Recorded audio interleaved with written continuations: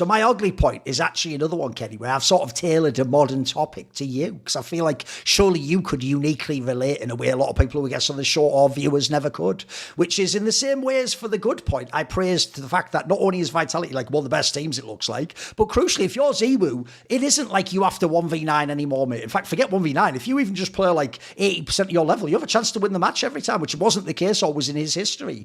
On the flip side, I'm going to put as my ugly, not my bad, but my ugly, I do think that Donk's status in Spirit is ugly. And the reason I pick ugly, not bad, is because for Team Spirit, it's awesome. They are the number 2 team in the world. They're really good, by the way. They have a chance to win every tournament. They even, as you saw, can win majors and they can still win everything. So if you're Spirit, it's all great. But I feel like if you're Donk, it is ugly because, bro, he's now one of the players, Modesty 2 and G2, but I'm picking Donk for this one. Spirit relies so much on Donk, it is actually crazy. And one of the areas I feel like this is a little bit toxic is, one, you actually see, if you ever listen to Donk's interviews, he internalizes it, bro, which is good in a way because it means he doesn't like blame his teammates, but he does do that thing where like he always acts like he's the reason they lost, even though I can tell you, Kenny, he's done some of those matches like when you lost to Fnatic and dropped the 50 bomb, like maybe you make like one misplay in a round, but like you obviously had an awesome fucking game. Like it's hard to blame the star player there. That's like in football if the striker scores 4 goals. Yeah, maybe he didn't run back on a goal, but like he did more than his job. So the problem is they really rely, and you can see how this actually is really harsh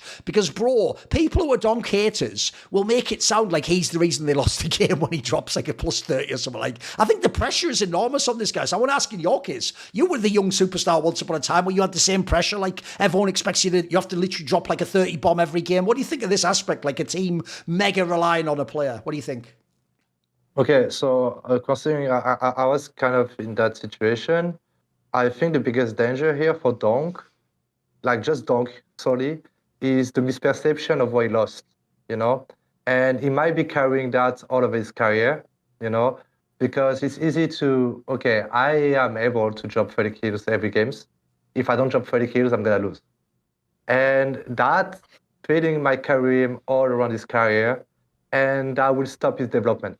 And that will be the biggest danger for Donk, is that for his entire career, he thinks like, okay, I'm the superstar. If I don't drop 30 kills, I'm gonna lose. This is my fault. This is my bad. And so he's gonna have that tunnel vision of like, okay, the game is entirely being played out of my performance, while in the performance of a player, you can involve like so many criteria, you know, like a good timing flash, a misplacement, a communication error, an overpicking. Like the thing is that he might like think that within the future that everything is related to his individual level, and I think that's the biggest danger for a player like Donk. And I think when you mention the toxicity of the situation, that's where the toxicity starts. You know, like you can see that Donk is a little bit more like tilted the last few weeks. Yeah. Obviously. I don't think he's tilted at his teammate, but he's maybe tilted at himself, you know. And I believe that he might be tilted at himself, looking at the loss on the wrong perspective and the wrong reasons, you know. And that's what I'm afraid of, because I believe Donk has the potential to. He has to develop himself, you know. He will have to develop himself. He will not be able to sustain such a high level without changing a little bit of the way he plays and he thinks. Like we mentioned, like Zaiwu earlier. How the game style has like adapted and changed like from 2019 to now, and I believe that every players are going through the same part, the same process, you know. But that's the dangerousity of being the unique ways of winning a game is you performing well. That's extremely dangerous for a superstar. It's extremely dangerous because of the way you see your own performance and how you analyze your own loss. You know. Yeah. Yeah, it's messed up because it's like people that want to detract from Donk's game love to say things like, "Oh, his game's not well-rounded." Literally, what other roundedness do you want for his game? Do you want him to start baiting his team so that he can start clutching? And what is he going to do? Bait Chopper and Magix? They're going to be in a 3v5 and now he has to win a 5v3. Like what? Like it just doesn't make sense. Like it's so people. I also think that this discussion is interesting because in American sports, the guy that wins MVP usually just ends up being the best player on the team with the best record. Yes. And if we want, but if we actually want to take that phrase at face value, most valuable player, I'm sorry, like Donk is way more valuable to Spirit than ZywOo is to Vitality. Yeah, like the current you version, could yeah, put of course. Wonder. Yeah, because the Vitality roster is currently so well rounded. Like I think you can make an argument in either way, and I'm open to it. Like for people in the future, like I'm not saying in the comments yell at me about ZywOo, but like I'm just saying like you can make an argument that ZywOo is the better overall player, or that he is a better player like than Donk. It's fine, like you can say that. But if you want to say like MVP. Donk is the MVP of every tournament him and Spirit go far at. Like that's just what it is. Like there's no reason if they, because I also think of it like this. Like if you replace ZywOo, like I've said this before and I still say it even though I think Torzi's gotten better. If you replaced ZywOo with Torzi today, Vitality are still winning almost they're winning a lot of stuff. They're not going to win, maybe they're going to get into the grand finals of almost any tournament still, because I think their 4-man core beyond that is still incredibly good. If you replace Donk with, I'm just thinking like who's an average entry fragger for another team. If you replace Donk by the way, you don't even have to be that harsh, Maui. You gave like the example of Toshi for ZywOo. Even if you put the other great riflers, put Nico there, mate, put fucking Exertion, you might not win the tournament still. It's not guaranteed, right? You put Donk for Malbs. They're literally coming in like 10th place. I'm not. Yeah, I'm sorry. Like I like Malbs a lot. Yeah. They're not making it to the playoffs of tournaments. So that's why he's the most valuable player right now. And I think I love Kenny's aspect of like, it's dangerous for players to play like this because you think the only way you can win a game is 30 kills because now for the rest of Donk's career. He will always think that. Like he's like, if you're going through these battle-hardened moments and getting tested, you're not thinking about how can I set up my team to throw better flashes, or like how am I going to trade off of their contact. You're running in first, you're getting a double kill, or you are losing the round. Like it's the most unfair way that anybody has ever had to play Counter-Strike to be a championship contender. By the way, I'll even throw out there as well. I wanted to actually throw this back to you on one little point, Kenny, which is when you say that thing about like specifically for Donk himself, not even like the team or fans. One thing it makes me think of is I know from over the years talking to players like you, or when Simple was like this in Na'Vi, I've also heard that when you're the player like that, it actually can make you play worse in like the big games or the majors, because then you feel like I have to carry, and because you know that, like put it this way, this is one of my theories, Kenny, as to why in some of the major finals actually, like early on, Simple actually had some really bad games in the finals. Because in his brain, he knew basically I have to be the best player, which means he can't play normal CS. Now you have to think like, right, I have to take every aggressive peak. I have to like battle their star player all the time. Like that's not how the other players are playing. Like if you think about Olafmeister and Fnatic, he never had to think like I have to drop 30 to win the game. He's like, I just have to do my job and then my team can play. Is that part of what you talk about when you're saying like the pressure on Donk? Yeah, absolutely. I mean, there was a lot of star players that missed a major final before succeeding on the other one, But also, like, what's tricky with Donk is that he relies a lot on his team. I mean, he can go somewhere and do a triple entry, but he's an entry fragger. And as an entry fragger, you cannot, first of all, go out of middle and ancient and kill 3 people every round, every games. You need the good flashes, you need the good timings, you need that's how you rely on your teammates, And like harder it is for Spirit to get confidence, and more those like mistakes will happen, like a flash with the bad timing, so don't get flashed or don't goes out too early or doesn't matter, that will impact Donk performances as well, And ZywOo is more well-rounded, but he's been on the scene for like 6-7 years now.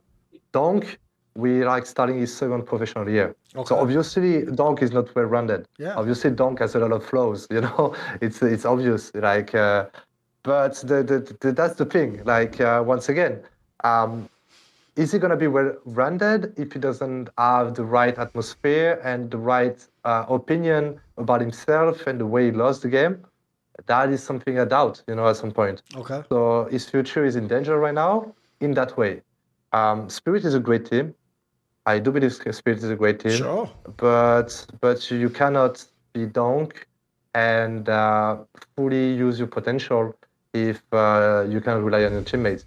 Like you're young, you need to be able to look at things the right way. And right now, this is the biggest danger for him, I believe. And yeah, he relies on his teammate. As you say, like Donk, as an impact player, is probably the best in the world, but he still relies on his team. How good it is to do +20, lose every games. End of the year, you end up like Sixth again. not getting the. You're getting not like you're not in the top 3 HLTV Sure, or you're not yeah, top 1. sure. Every players like that have like their own like individual objectives, Yeah. and he does whatever it takes to reach out the team objectives, obviously first, but then the individual objectives, and Yes. at some point, that will just lead to like a bad formation for him. He's gonna form himself in a bad way. He's gonna be frustrated. He's like everything right now is pretty difficult. But in another hand, I don't want to blame the rest of the team because No, that's why it's ugly, Kenny. Yeah, that's why it's in the ugly section. Like everybody tried the best. I kind of have to. I kind of have to just bring this up because I just want to know what your guys' both opinions are on this because we have Kenny here, which is a rare opportunity. Like, did you guys think Kenny was the best player of 2014? Because if you even just go back and like how they wrote that article and everything, like that's why HLTV, like there's so much gripe with it and the top 20 and making sure that it's right in our own heads. Because when they say you had the best rating on 3 of the maps in the pool, you had the highest rating on 3 of the maps in the pool, you had the highest T-side rating of any player that entire year, you had the most entry kills per round on T-side as an opper. Sure, the op was different back then. You had the most op kills per round. You won the highest percentage of entry duels, like of anybody. Like, how is that not the best player in the world? Like, I can actually answer if you don't mean rhetorically. Yeah. The problem is back then they really weighted the majors, and that was the year where Titan did nothing at the majors, and then obviously the last major they got fucking banned from because of the Kaylee shit. So 2 of the majors they just bombed in the group stage, and then the one after that, and also Kenny wasn't even on the first one. The first one he was on that like bullshit fucking like LDLC or something, wasn't it? Like, I think it was when you were on at that time, Clan Mystic, one of the 2. He was on like one of the French teams, like the 3rd best French team. So unfortunately that was weighted way too heavily back then, and obviously remember, this is the era when you couldn't even win MVP if you came second. So like back then, your team pretty much had to place highly to get to the good placing, Maui. So I know what you mean. This is actually one of the most asked questions I get as like the historian when I do my stream. People will often ask, where should Kenny S actually have been placed in 2014? I have to say, when I go back and look at it, the answer is, look, I don't hate Get Right being number 1. He was still very good back for most of the year. But if I go look at 2014, at a minimum, Kenny S is top 3. Like, I don't care that they had like 2 majors they didn't do anything like. Like, if you just go look at all the normal tournaments and look at all the playoffs, he was unreal back then. I agree. I think so. That's why, if you don't get the joke, by the way, guys, the highest he was rated at this time was 6 by HLTV. The 2 years where I thought it was better. That's why the joke was good earlier that he said specifically 6, because if he'd said top 5, no one would know what it meant. But the fact that you're very specific. I think I could have gotten top 5 or so into 15 and 17. Absolutely. Yeah. Well, technically, Kenny, if someone does go on to your Wikipedia, they will see that if they scroll to the section where it says Kenny has 6th, it does say some asshole guy called Thorin did in 2017 put you 4th. So, you know what I mean? What can I tell you? Every now and then the hero just comes in and saves the day. It's all good. I mean, it's a difficult question to answer for myself, but it's what you said earlier, like about what is an MVP really, I think I'm like there was players in the world like Simple, myself, Nico, like the good, like mechanically good players, okay, that thinks that when they are in the zone, they are the best player in the world, right? And I also thought that about myself, and there was some years like 17, 15, 14. 18 here and there, where I was consistently in the zone, Yes. So I felt like I was better.